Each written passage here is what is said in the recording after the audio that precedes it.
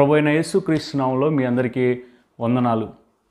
ఈ వీడియోలో మనం ఎంతో విలువైనటువంటి పుస్తకమును గురించి మనం తెలుసుకోబోతా ఉన్నాం.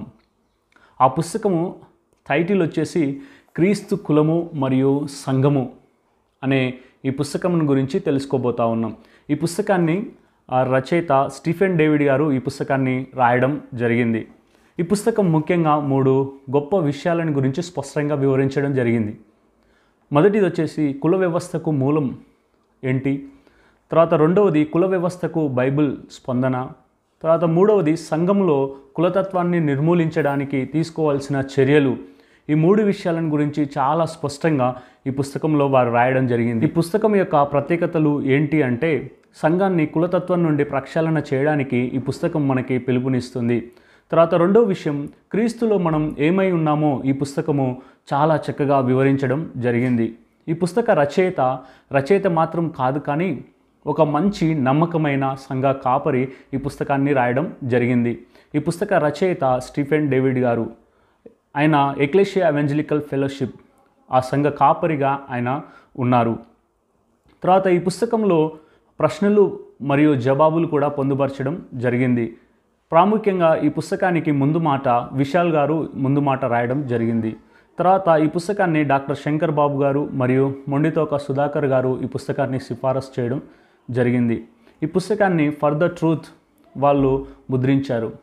ఈ పుస్తకం మనకి తెలుగులో మరియు ఇంగ్లీష్లో అందుబాటులో ఉంది. ఈ పుస్తకము ప్రస్తుతము సంఘాలలో క్రైస్తవ విశ్వాసంలో ఎదుగుతున్న వారు కూడా కులము అనే వాటితో అంటుకట్టబడి ఉండి సంఘంలో కూడా కులతత్వం అనేది చొచ్చుకొని పోయింది. ఆ సంఘంలో కులతత్వాన్ని నిర్మూలించడానికి మనం ఎలాంటి చర్యలు తీసుకోవాలి అని చాలా స్పష్టంగా, చాలా చక్కగా, చాలా అర్థవంతంగా రాయడం జరిగింది. ఈ పుస్తకాన్ని చదివితే ఖచ్చితంగా మనలో మార్పు రావడానికి చాలా ఆవశ్యకత ఉంది. సంఘంలో కులతత్వాన్ని నిర్మూలించడానికి తీసుకోవాల్సిన చర్యలు అని ఒక 6 టాపిక్స్ వారు రాయడం జరిగింది. ఏమేమి చర్యలు తీసుకోవాలని. మొదటిది ఆరోగ్యకరమైన వాక్య ఉపదేశం సంఘంలో ఉండాలి అని వారు రాయడం జరిగింది.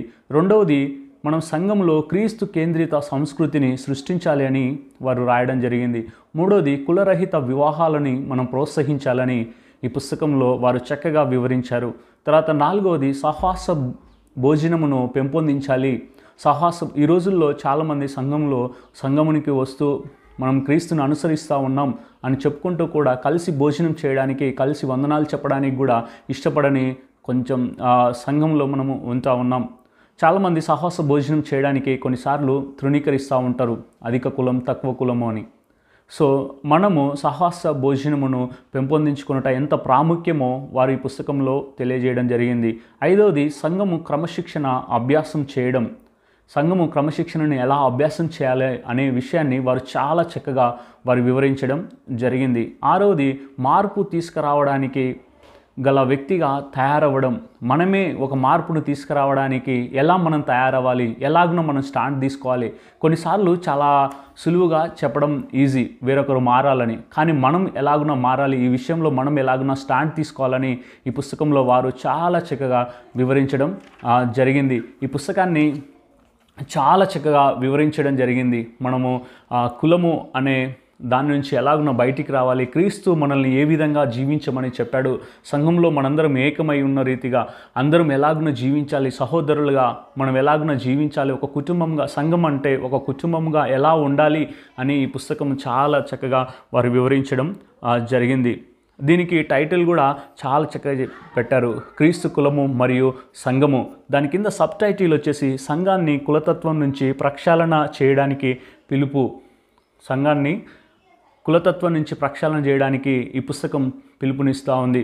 దీనికి ముందు మాట విశాల్ గారు రాయడం జరిగింది. ఆయన రాస్తూ వెనక పేజీలో ఒక టైటిల్గా ఆయన ఏం రాశారనంటే, ప్రభు యేసు నేటి భారతీయులతో మాట్లాడాల్సి వస్తే ఆయన మాటలు ఇలా ఉండేవి అని ఆయన రాస్తూ ఏమంటున్నాడంటే, ఎవడైనా తన కులాన్ని విడిచిపెట్టకపోతే అతడు నాకు శిష్యుడిగా ఉండలేడు అని వారు రాయడం జరిగింది. అంటే మనం అర్థం చేసుకోవచ్చు ఈనాడు సంఘంలో కులము అనేది ఎంతగా పాతుకుపోయిందనేది.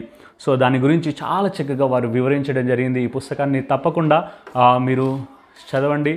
ఈ పుస్తకాన్ని మీరు తప్పకుండా ఈ పుస్తకం చదవండి. మీ కుటుంబాన్ని, మీ క్రైస్తవ జీవితాన్ని బైబిల్ ప్రకారం మలుచుకోండి. ఈ పుస్తకం గురించి మీ అభిప్రాయమును కింద కామెంట్స్లో తెలియచేయండి. ఈ వీడియోని లైక్ చేయండి, షేర్ చేయండి.